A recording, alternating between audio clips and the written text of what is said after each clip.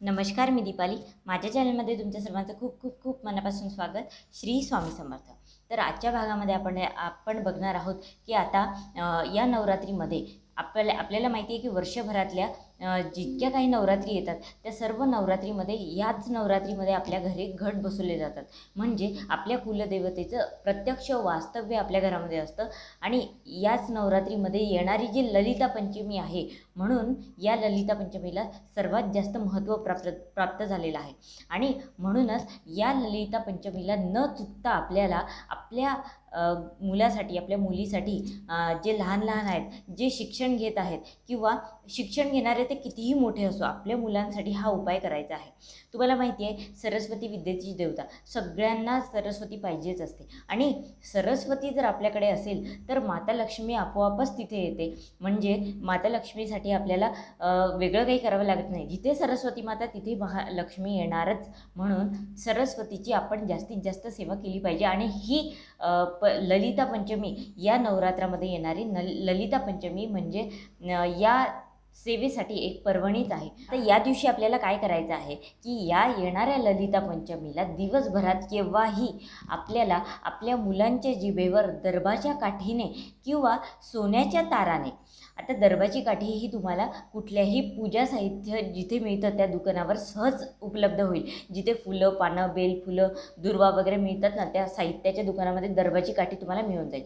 दर्भाची काठी जर मिळाली नाही तर आपल्याकडे सोनं असतंच, तर थोड्याशा सोन्याच्या काठीने किंवा कानातलं जर असेल तर कानातल्याने आपल्याला सरस्वती मातेचा बीज मंत्र एम असा लिहायचा आहे जिभेवर. आणि ती सोन्याची तार आपल्याला मधातमध्ये थोडीशी बुडवायची आहे. आणि एम असा सरस्वती मातेचा बीज मंत्र आपल्याला या काठीने किंवा सोन्याच्या ताराने आपल्याला मुलांच्या जिभेवर लिहायचं आहे.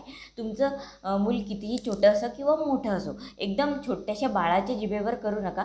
आणि कितीही मोठा असो, कॉलेजला असो, तर ते शिक्षण घेतच आहे त्या सर्वांच्या जिभेवर तुम्हाला ही सेवा करायची आहे.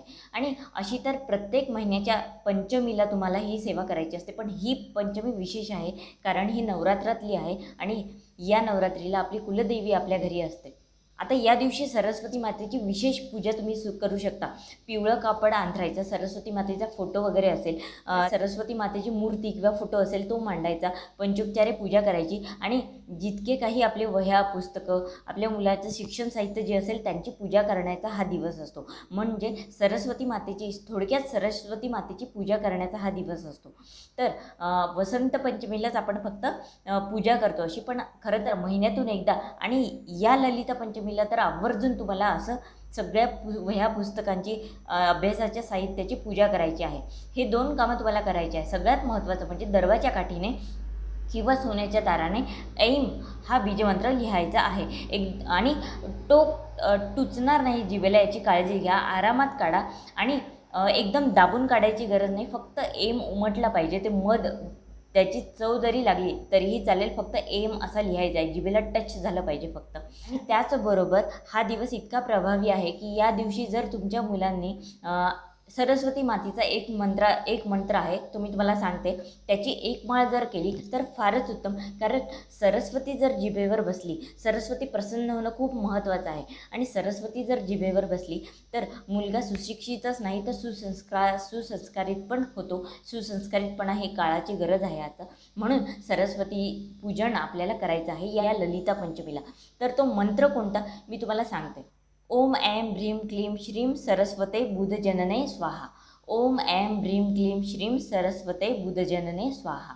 आता हा मंत्र मी तुम्हाला डिस्क्रिप्शन बॉक्समध्ये सुद्धा देते. पण नाहीच जमलं तर 11 वेळा तरी आपल्या मुलांकडून आपल्या मागे त्यांना म्हणायला लावा, पण त्यांच्याकडून म्हणून घ्या. तर ह्या सेवा तुम्हाला करायच्या आहे. सगळ्यात महत्त्वाचं म्हणजे एम त्यांच्या जिभेवर लिहायचं. मी परत यासाठी सांगते कारण हा दिवस खूप महत्त्वाचा आहे. सरस्वती मातेचं पूजन करा, सरस्वती मातेचं स्मरण करा आणि आपल्या मुलांच्या अंगी सरस्वती मातेचा अखंड कृपा राहो, सरस्वती मातेची, यासाठी आपल्याला ह्या सेवा करायच्या आहेत.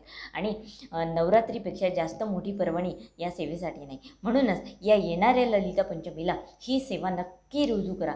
तर एवढीच माहिती मला तुम्हाला आजच्या भागामध्ये सांगायची होती. झालेली सेवा महाराजांच्या चरणी अर्पण करते. जर तुम्हाला माझे व्हिडिओज आवडत असतील तर नक्की लाईक करा, शेअर करा आणि सबस्क्राईब करायला विसरू नका. जास्तीत जास्त लोकांपर्यंत व्हिडिओ पोहोचवा, म्हणजे स्वामी सेवा आपल्याला घराघरामध्ये पोहोचवता येईल. श्री स्वामी समर्थ.